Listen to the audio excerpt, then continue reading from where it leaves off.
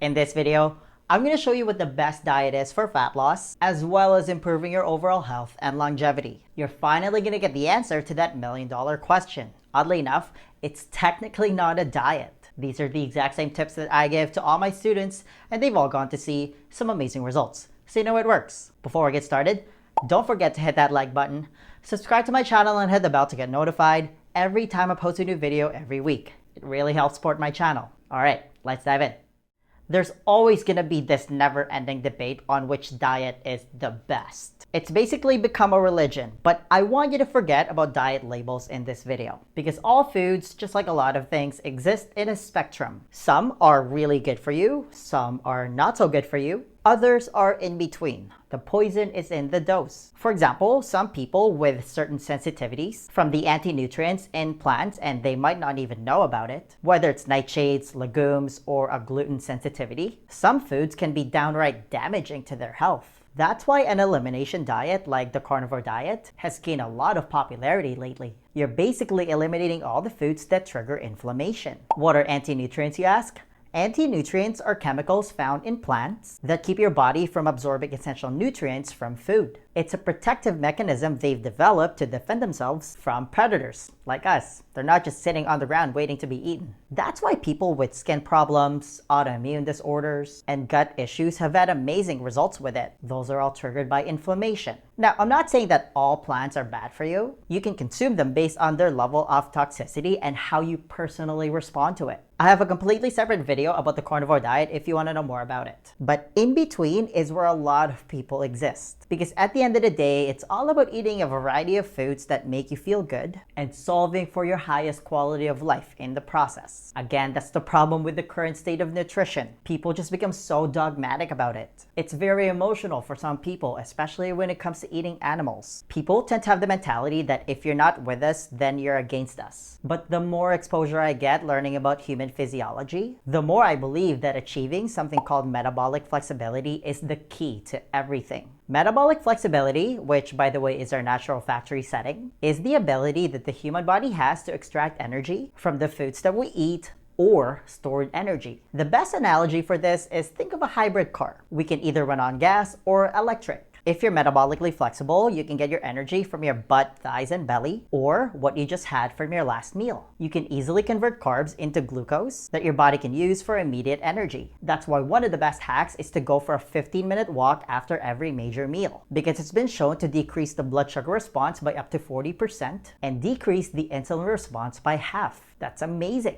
Being metabolically flexible means that you can also burn glycogen that the glucose becomes in your muscles and liver. That's the stored energy that we tap into when we're sleeping so we don't die. When that runs out, and you can only carry around 2,000 calories of stored glycogen, you have the ability to switch fuel sources and make ketones in your liver by breaking down fat and use that for fuel. If you're metabolically flexible, you can get energy from those different sources, and it's a seamless transition. You're this efficient hybrid car. For example, there's no difference whether you get the fat from an avocado or your stored body fat. There's no discernible difference whether the glucose came from sushi rice or the stored glycogen in your muscle. This is how we were designed as human beings. Again, it's our original factory setting. The problem is we've kind of forgotten about it. And it all kind of started back in the 80s when the USDA released the first dietary guidelines for Americans. You know, that classic food pyramid, telling everyone to eat 6 to 11 servings of bread, rice, cereal, and pasta, which roughly translate to a mind-bending 300 to 500 grams of highly processed,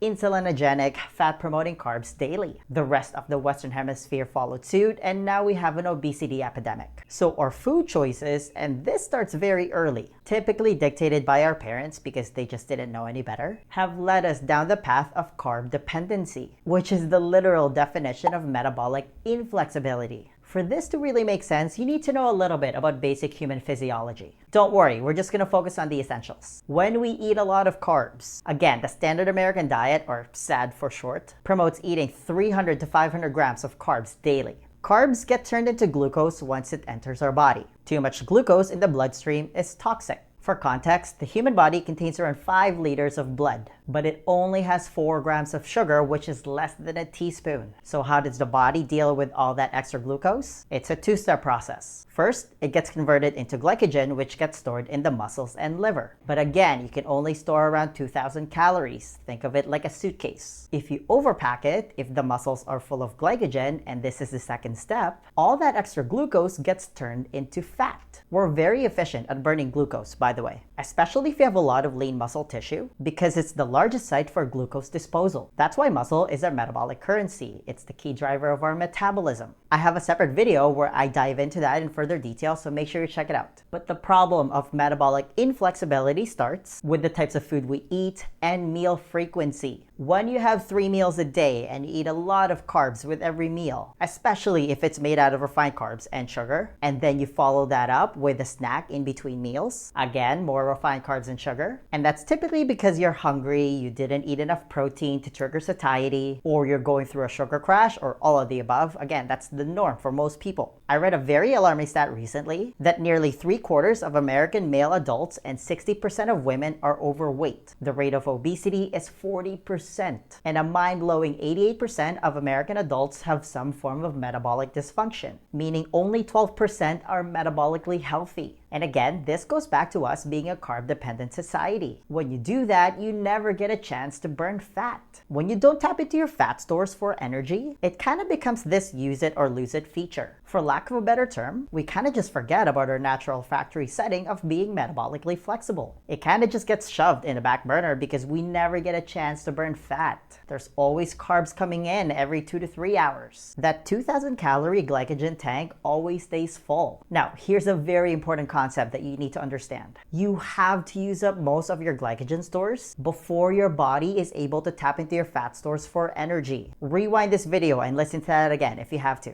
Think about it. This vicious carb cycle starts from the moment we wake up and eat breakfast, the most important meal of the day, followed by a mid-morning coffee break where you're usually eating a snack. Then comes lunchtime, followed by a mid-afternoon pick-me-up. Maybe you're sipping on a pre-workout drink, BCAA, or Gatorade while you're working out. Then comes dinner, and then maybe you're snagging on something while watching Netflix. The only break from eating that a lot of people get is when they sleep. And that is the problem. Food has become so accessible to us, and we just use it as a form of entertainment. There's food delivery apps. You don't even need to leave the house anymore to get restaurant food. And they're all designed to be highly palatable. Your brain lights up like a Christmas tree when you eat them, which kind of ruins your palate. All of a sudden, normal food doesn't taste as good. And we're just stuck in that daily loop of having a 16 or 17-hour eating window. In doing so, we kind of lose our metabolic flexibility and we become metabolically inflexible. We're just sugar burners. We've become carb dependent. We're carbivores. So, how do you become metabolically flexible again?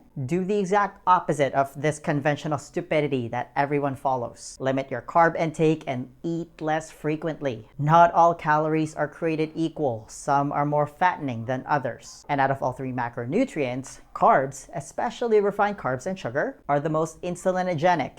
Insulinogenic means it's fattening. Insulin is the switch. It's the hormone that controls our body weight. You have to limit the amount of glucose that your body has access to. When you do that, you're slowly teaching your body to become metabolically flexible again. How? Well, when insulin stays low, a counter-regulatory hormone called glucagon goes up, and more enzymes gets produced to take fat out of storage. You also trigger the all-important mitochondrial biogenesis, which is the making of new energy-producing mitochondria in your cells. So when you're metabolically flexible, you have this innate ability to generate energy all day long, whether you eat or not, because the body can easily access the stored energy that we carry around with us conveniently all the time. Think of it as your fat fanny pack. And because you have a constant supply of energy, you're not this ravenous, hangry monster with insatiable cravings anymore. You don't have this roller coaster ride of energy and mood swings all day. You can easily tap into your fat stores for energy that you can use as fuel during your workouts. And guess what? You have at least 100,000 calories worth of stored energy in your butt, thighs, and belly. We all have this awesome machinery within us through 2.5 million years of evolution. You have to remember that our Paleolithic ancestors would sometimes go a full day or days without food. They did not consistently eat 3 meals a day with snacks in between. So we developed this amazing mechanism to store energy because we didn't have freezers back then. We developed this ability to create stored energy that we carry around with us like a fanny pack. The way to access it is to limit your daily carb intake and eat less frequently. That's step number 2.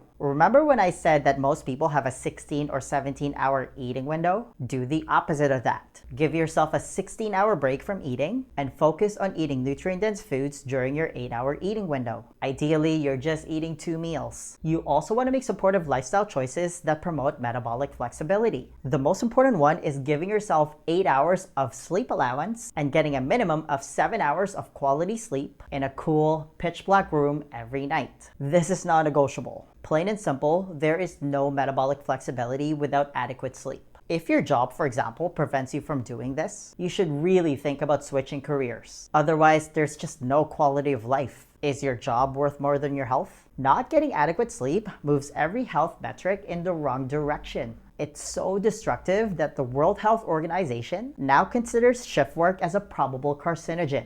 I'm just saying. You also want to avoid prolonged periods where you're completely sedentary. That promotes metabolic inflexibility. You're not a tree. You need to move. That's why I'm such a big proponent of getting 10,000 steps or about an hour of walking spread throughout the day, every day. You also want to do strength workouts 2 to 3 times per week to build and maintain muscle. Again, muscle is our metabolic currency. And lastly, you also want to make sure you're managing stress. A lot of people miss the boat on this and fail to achieve metabolic flexibility. If I could sum up this very important topic in one sentence, chronic stress is the root cause of all disease. And my entire channel is dedicated towards achieving metabolic flexibility. So if you're new, make sure to check out all my other videos. If you just want a proven step-by-step plan on achieving metabolic flexibility, then make sure to check out the Fat Loss Accelerator somewhere at the top right-hand corner here. I'm also going to put a link in the description below. Long story short, achieving metabolic flexibility should be your #1 goal, regardless of whatever diet you're following. This is the answer.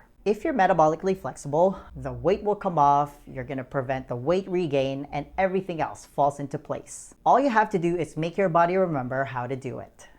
The next question then becomes, how are you actually supposed to eat if you want to lose weight? Because here's the thing, 80% of your body composition is determined by your diet. You can't just freestyle this part. Do you have a proven plan that you can follow? To help you with that, I want to give you a free copy of my Lean Body Blueprint. This is how I was finally able to get rid of all my unwanted body fat without depriving myself of my favorite foods or spending countless hours at the gym. It's a simple 4-step process specifically designed for busy professionals, and it's the exact same blueprint that I teach to all my students, and they've all gone to see some amazing results. If you want to be the next success story, then download your free copy of the Lean Body Blueprint right now. There's going to be a link somewhere at the top here or in the description box. Just click on it, type in your email, and I'll send it to you right away. Hey, give this video a thumbs up if you enjoyed it and share it with your friends. Please subscribe to my channel if you haven't already. I post a new video every week, and feel free to leave a comment below if you have any questions about this video. All right, I'll see you in the next one. Virtual high five.